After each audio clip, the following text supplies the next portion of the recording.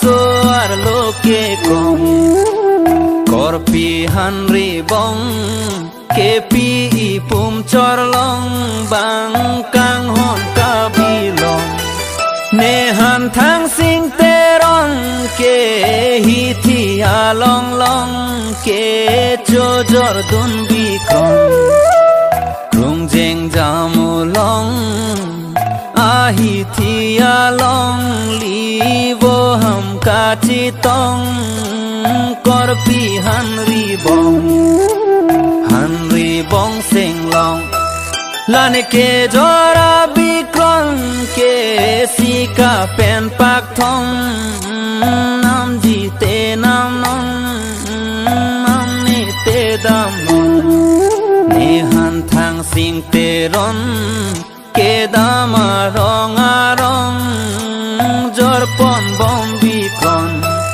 la ting a hem hum thong ta be para ja kong lo kor pi hanri bong sing long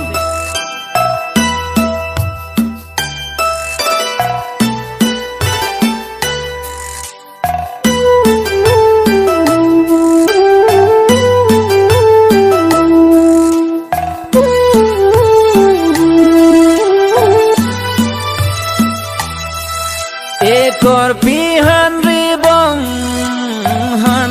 bong seng long ne han thang sing teron ke miri ajarong ne chewe khang war dong sidam chot bangarong wo ham lak thu ong si lo pong harun jong wo ham lak sang pong neno pak chulon pen dona pi theng plong don kar lu kam thong kor pi hanri bong deng hong kup along chong mi ta hu klong ne han thang sing te ron ju thu alam rong ne wan pi thalang bong korpi hanri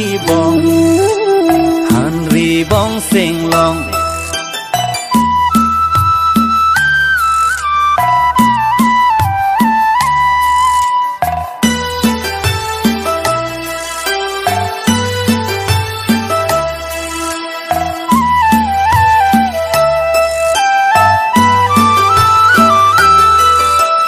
korpi hanri bong ke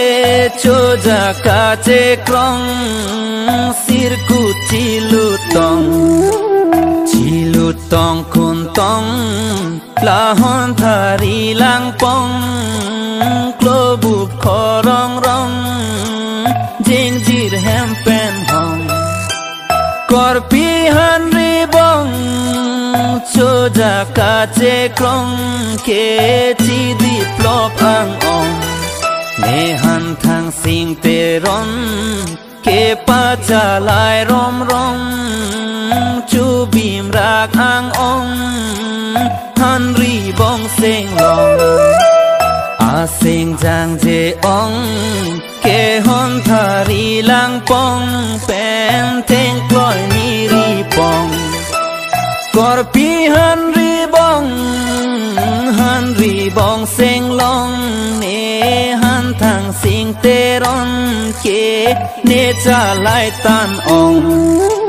chu jak nang ni bong krung jeng jamulong a hi thi along li ka che tong tang bong korpi hanri bong sing long han ri bong sing long han ri bong